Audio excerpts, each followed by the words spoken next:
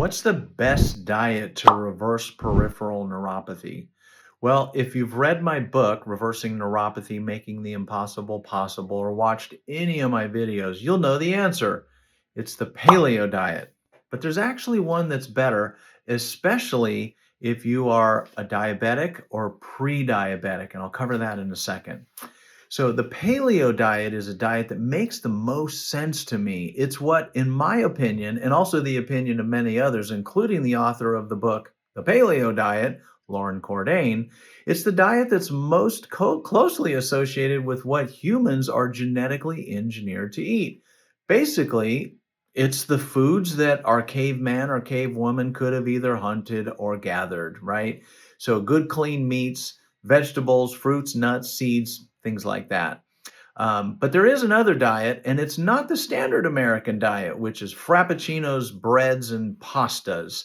Those diets are highly carb, highly starchy, and they turn into sugar. And sugar, too much sugar in the blood, is the leading cause of peripheral neuropathy.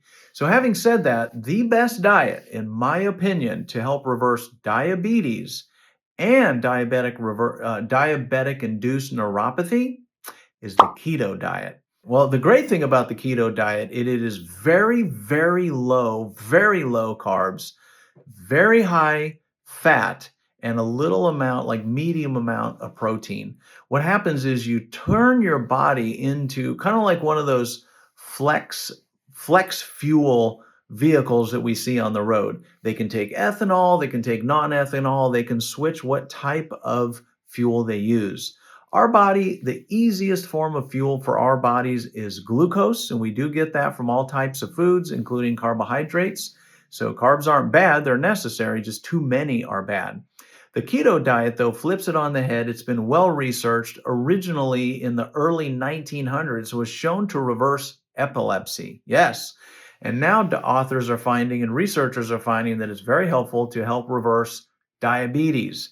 So the keto diet is awesome. But the difference is, in my opinion, it's not really sustainable. It's not likely that you'll sustain a keto diet for the rest of your life. Trying to find fat and high levels of fat all the time is very difficult and can be tough to sustain and not very practical. When you go to a party, what are you going to eat, right?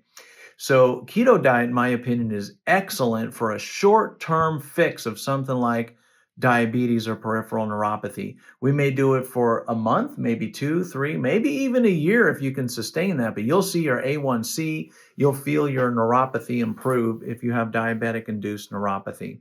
The problem, though, is that it's very, very difficult to stay on.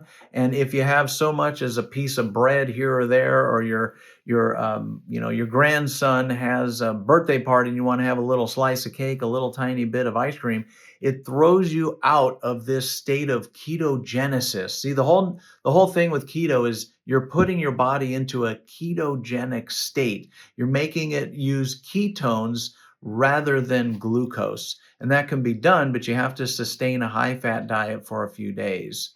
Soon as you eat one wrong thing, bam, you're off. So you can't be kind of keto. You can't be mostly keto. You have to be all in order for it to work. You're putting your body in that state. Paleo, on the other hand, even the author of the paleo book, Dr. Cordain, says that as long as you're 80% on the keto diet and you have a bowl of ice cream or a piece of toast or even some apple juice or something, those aren't paleo. But as long as you're 80% compliant on the paleo diet, you haven't really, you're still doing good, right? You're not putting yourself into a Paleolithic range or anything like that. It's not changing how your body's converting fuel. It's just eating really good and really clean most of the time. So I do think the very best diet to get things moving is the keto diet. The ketogenic diet. It is more challenging, it is more difficult, but if you can do it, if you can stick with it, you'll get faster results. More sustainable, and for some of my patients that I do get on that keto diet, we eventually then convert them over to paleo because it's much easier, it's much more sustainable, and it's just realistic in our world. I hope that helps, and I'd love to hear your comments below. What diets have you used, and how's that worked for you?